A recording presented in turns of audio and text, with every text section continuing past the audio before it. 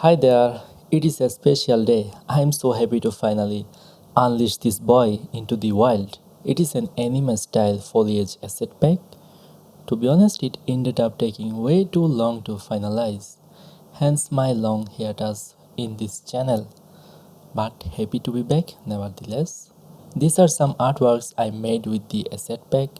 I wanted to show you right away what you can do with them. So now you know what exactly are we going to deal with. We are dealing with Ghibli aesthetic. This asset pack is heavily inspired by the art style of Studio Ghibli. Yes, I am one of those Ghibli heads, and my love for them only skyrocketed during this project. This boy went through a massive evolution during the past 2 years, almost. Some of you might have seen the development in my Twitter or Insta posts from time to time, though I didn't really explain what it was about, and I do realize how hideous the early version was. The development actually began in Blender 3.6 or something around it, and here is the final version concluded with Blender 4.5 at its ultimate form. I will try to introduce the assets quickly, and while we are at it, I will also share some breakdowns and tips about using them to make your own painterly scenes. These scenes are made with the combined power of my Anime Garden asset pack and the legendary scattering add-on called Geo Scatter, which hardly requires any extra introduction. And yes, the developer of GScatter is a valuable contributor in this project. He also made lots of NPR biomes for you, which is also included with this asset pack. And here is what you get after buying this. A massive fleet of numerous hand-painted foliages and grasses. We got lots of flowers. It is called Anime Garden after all, so I had to do the name some justice. But that is not it is all about. We also got some wild stuff. We got pretty hand painted rocks, tree trunks, some wild shrubs, also carefully pruned garden shrubs, and some pretty nice moss and ivy units. So hopefully there will be more than enough for making any anime style painterly scenes, whether your target is to make a well tended garden or some vast painterly fields, wild meadows, nostalgic ponds, dilapidated scenes, and so on. As you can see, I really ended up making a diverse range of assets. There are also a few supporting stuffs, things like materials, some colorful butterflies, and node groups to make your own painterly materials. I also made an ebook guide for this asset pack, so hopefully you will never feel lost about anything. Now let's actually do something with those assets. It will not be a full scale tutorial, it is more like sharing some ideas and workflows of mine regarding anime style painterly scenes or environments. I do wish to make a complete scene creation tutorial soon, but just not today. Scattering methods. The very first thought that will cross your mind after getting an asset pack like this is, now what? How do I scatter them around? Do I use the native particle system or should I try some geonode based scattering myself? While it is cool to try things on your own, it is also totally okay to leave some headaches to the specialists. And this is where third party add-ons comes into play. And my ideal recommendation for add-on is GeoScatter because of its robust features and its proven long history. And moreover, you have insane amount of control over your scattering system. Seriously, there's a lots of option and controls, but of course you can try any other scattering tools. BagaPie or GScatter by Grasswalls are some amazing alternatives, and they are completely free. At zero budget, I actually prefer Grasswall's GScatter because it comes with nice options for animations beside its amazing scattering capabilities. On the other hand, BagaPie is super useful for a number of things, but the feature I like most about it is its array creation. I make mazes with it. Even GeoScatter has a free biome reader add-on which will let you to use the NPR biomes made by the developer of GeoScatter. I will demonstrate their use too. By the way, do not install biome reader if you plan to get GeoScatter. You actually need only one of them to use the biomes. So it is super cool if you don't plan to get this or some premium grade add-on right away. Maybe you only want to test out the Ghibli style assets. Still, it should be fun to see the workflow with GeoScatter. So maybe hang around for a bit. Also, I will show same steps with free add-ons. So hopefully no one is going to miss out anything major. Also, please pardon me if you find it annoying as I jump in between different add-ons. I will try my best to keep clear tracking of them. Let's start with installing the asset pack. So this is your source file. You want to download this and add the file path as an asset library from your preferences. And you need this ScarePack file in the same directory. If you wish to use the biomes, you can still enjoy the biomes even without the GeoScatter add-on, like I said. So just go over to their website and download the biome reader add-on and install it like any other add-ons. You can now install biomes by locating the ScarePack file from over here. After that, all you need is to grab your plane and select the biome you wish to try. Super easy, right? Barely an inconvenience and completely plug and play approach. Very good for fast-paced concept sketching. It also got some basic options for scattering. Now let's look into my usual workflow and some basic operations I deem very important to build up my scenes. I can categorize them into automatic distribution, manual distribution, proximity, clumping, masking, and creating mesh-like structures. We will go over them one by one and do these operations with GeoScatter first. Later, we are going to discuss equivalent operations in other free add-ons such as GScatter and BagaPie. Automatic distribution is the simplest form of scattering. After selecting the emitter plane, you just select your assets, and now you can try the density scatter option. This will bring out lots of options to define your layers, but I am not going into that much details. After all, it is not a tutorial about GeoScatter only. We will talk more about paint aliasers and the many ways to utilize their full potential. So most of the time I am happy with using some randomizations in rotation and scale. I use this method for covering big areas with grasses, and at this stage I can adjust the grass material to make the hue variation work better. It is actually a situational call. Since it is relevant, let's talk about how I actually distribute grasses. While adding grass, I strictly follow edge principle of painters. It is very bad for your painterly grass field if you just add super sharp and detailed grasses everywhere. What you need is a mixture of soft edge and hard edge grasses. I actually made separate sections for them, so grab some soft looking grass. You can take either one of them or multiple for more variations. Now use density scatter to sprinkle them all over the field. Do the same for hard edge grass. It may not look very impressive right away because everything is so uniform. Hence, I will try some randomizations in rotation and scale. Also, if you don't like an asset, you can swap it from the instance tab. I removed the previous instancer and selected the new grass asset. You could actually select both soft edge and hard edge grass at the same time and scatter them into a single layer to keep things simple. But most of the time I don't prefer this method because it means I'm going to lose some control. I try to go separate layers most of the time. Also, it is a good practice to name your layers.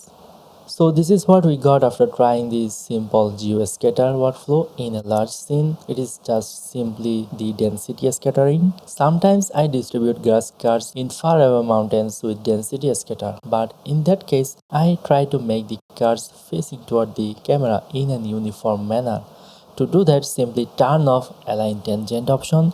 You can also change z-axis rotation in case the cards are not facing your camera. So it is a useful technique to avoid ending up with lots of geometry and controlling level of details. You can still use random scale to make things more interesting. And proximity.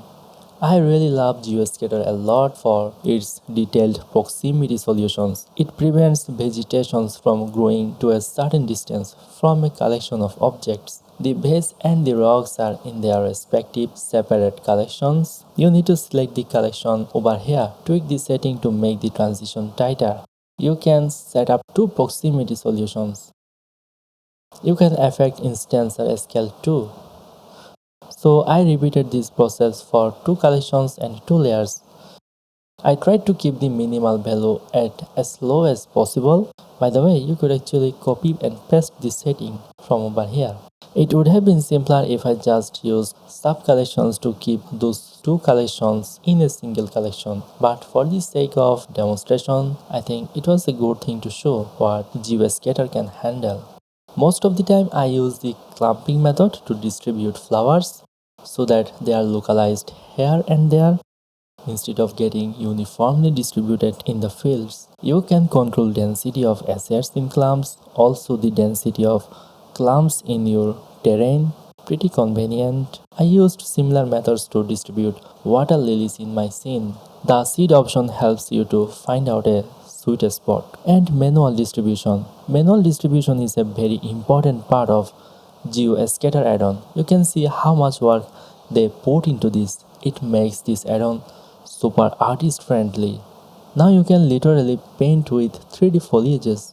I mostly use the manual distribution when I try to place big plants in my scene because these plants are such a big elements and they can affect your scene composition a lot. So you really want to have a lot of control over their placements.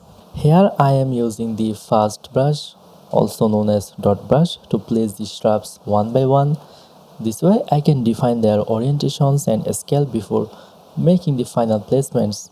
I also manually place some filler grasses this way when transition of proximity is not as tight as I want it to be. In this case I use a spray brush quite often after toning down the density a lot. You can rescale or relook at the instances too if you need to. There are specific brushes for that. Similarly, I paint moss and ivy units with manual distribution, exact same steps, and randomizing rotation or scales always help. I placed the reeds in the gazebo scene with manual distribution as well. Vertex masking is very important for me. For instance, I don't really want those land plants under the water, so we can make a separate vertex group consisting of spaces where we don't want our vegetations to be in. In our case, it is the riverbed. So make a vertex group in the edit mode. Now go to your GeoScatter layer, then turn on culling mask. Now select the vertex group and you can repeat it for other layers. Making mesh is pretty simple. Select one of the pruned assets,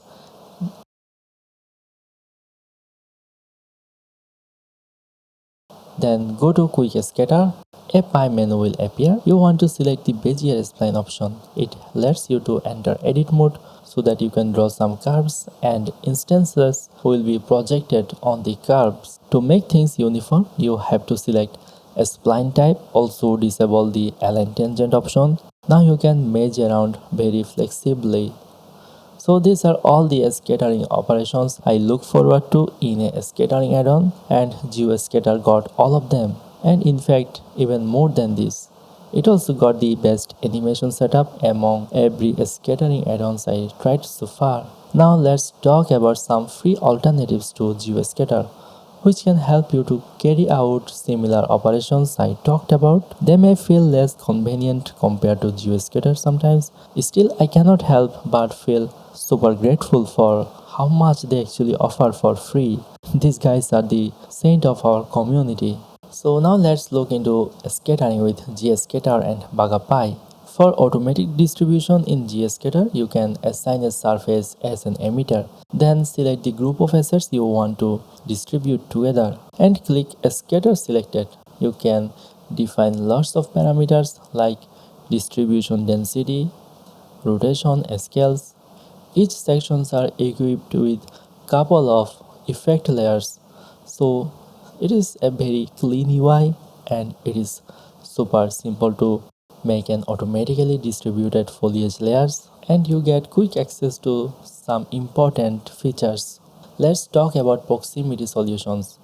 GScatter has proximity solution too, but instead of collection, you actually need to select object. So turns out you may need to join things together in case you want to keep foliage away from a number of assets. So define your distribution first and then click proximity from add effect layer and eyedrop your object.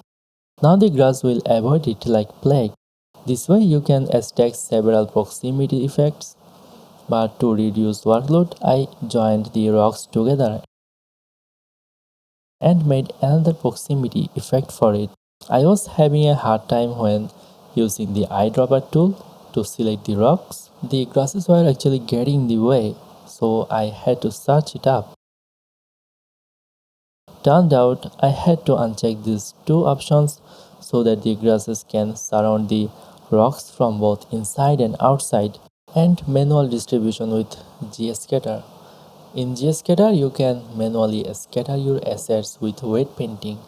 You don't need to paint a wet map manually for each layers in case you are trying to keep foliages away from similar region because the wet map is saved as vertex group. For other layers, you can simply select the same vertex group over and over again, similar to our vertex masking in GeoScatter. In this case, we are utilizing wet map, so ensure that your mesh has enough vertices. It is a good alternate for you if you are trying to paint moss or ibis in a similar manner to that of GeoScatter. So after defining your distribution, add a wet map.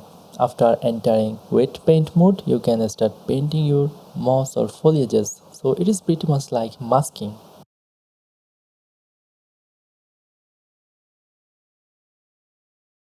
Also, same workflow is easier with BagaPie. You can select the assets first and then emitter plane last. Then you hit J to bring out the BagaPie pop-up. Select a scatter paint from over there and start painting. But don't try this many approach in the same plane because it may cause conflicts. So I am going to stick with GScatter for now. Now with this method, you can manually paint your filler grass layer or some moss or ivy units. But if you need more control over your manual distribution, you need to change the approach a little. So it is turn of BagaPie add-on to shine. I try to get better control when I am planting trees or shrubs, as you saw in the GeoScatter section, and turns out BagaPie is rather good at this. With BagaPie add-on activated, you can select the shrubs you wish to scatter and then hit J to bring out the BagaPie menu. Then start drawing with curves. Your shrubs will be scattered around them. You can scale up the plants by scaling nearby points. Also, you can scale them down. I am using the change radius tool here for that purpose. And with hotkey R, you can change their rotation. I kept the proportional edit turned on so that I can affect the point responsible for the target plant easily. Because there are so many points and it is tough to pinpoint the exact one. So this method is a decent alternative to how I plant trees with GeoScatter, and surely GeoScatter method was super flexible and easy to use, but this is how I would improvise if I didn't have GeoScatter, and I am totally satisfied with it. Clumps. You will not find clumping method directly in GScatter or BagaPie, so here is what you can do instead. Define your asset distribution first, make it a very dense one. Now you can add a texture from effect layers. It could be noise or musgrave. This way you can get a nice clumping behavior. There is also the colorant to adjust your clump transition.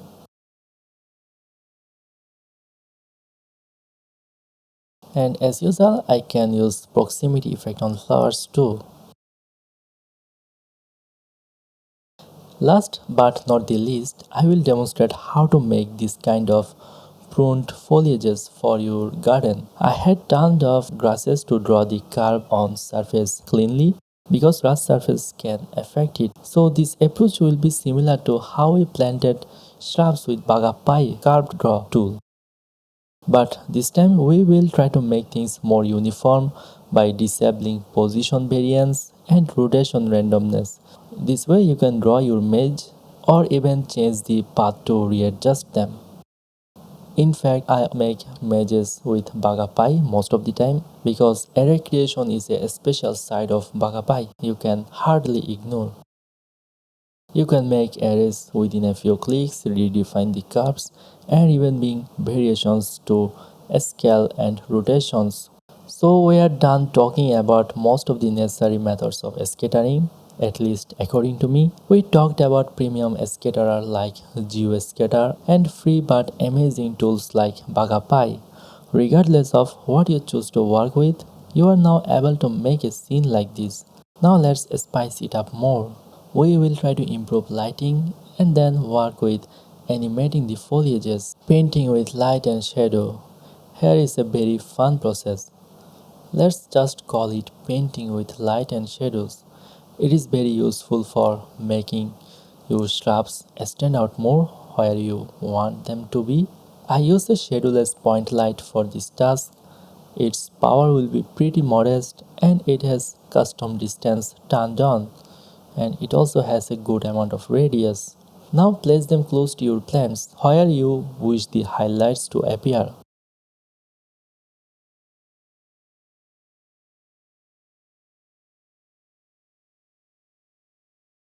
I did the same for the garden base scene. In fact, it looks way more messy. These are actually some shadow caster. They are only contributing their shadows to the scene. You can use simple noise based shadow caster or you can use hand painted leaf alphas. So this is how you can build up dramatic moods by directing your light and shadows. And of course butterflies. In fact you can place them manually like I did in the garden base scene, or you can just scatter them as usual. For instance, let's do that with BagaPie. Just like how you draw with curve, you can take a similar approach here. You can select the butterflies and draw them with curve. You are able to manually adjust the curves. Also try to make it as random as possible, and of course you could always use the density scatter to spread the butterflies in a field, but make sure to move them toward the z-axis so that they are not buried in the grasses. And finally, animations. In my opinion, GeoScatter provides the best solutions for animations. You can get wavy wind motion. Everything will dance in unison along the direction of the wind, and you can introduce some turbulence to break the unison here and there, and it looks even more violent and natural. We also got some nice animation options inside GScatter. Go to rotation and add wind effect layer.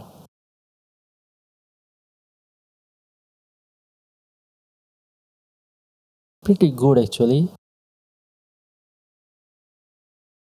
You can adjust the scale option to get turbulence in your wind animation.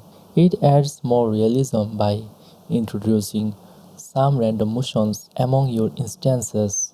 But we still got an unsolved problem. It is about shrub animation. These scattering tools will not actually affect individual leaves. They work on instance level. So things may start to look a bit stiff, in fact too much stiff. The solution is simple. You just need to animate the original asset used for instancing. You can use some modifier based techniques such as good old displacement modifier, and I automated this process with the help of this script. You can grab it from my Gumroad for free or make your own. The first part is for wavy motion. It is not necessary if you are using GScatter or GeoScatter because they got it already. Second, turbulence option can help you to get leaf animation. Keep the type at shrub. Shrub is better for getting more individual movement in leaf. The shrub animation works well on thin meshes, and things gets too wonky if the meshes are thick. To solve this, you can use vertex masking to keep the animation limited on leaf only. That is why I separated the assets into vertex group like leaf, flowers or branches whenever possible. So hopefully you don't need to go through this trouble. You can just select the vertex group. After that you can add another wavy animation on top of the shrub one to indicate some subtle movements for branches and flowers. So I find this simple add-on very handy for my workflow. You can give it a try.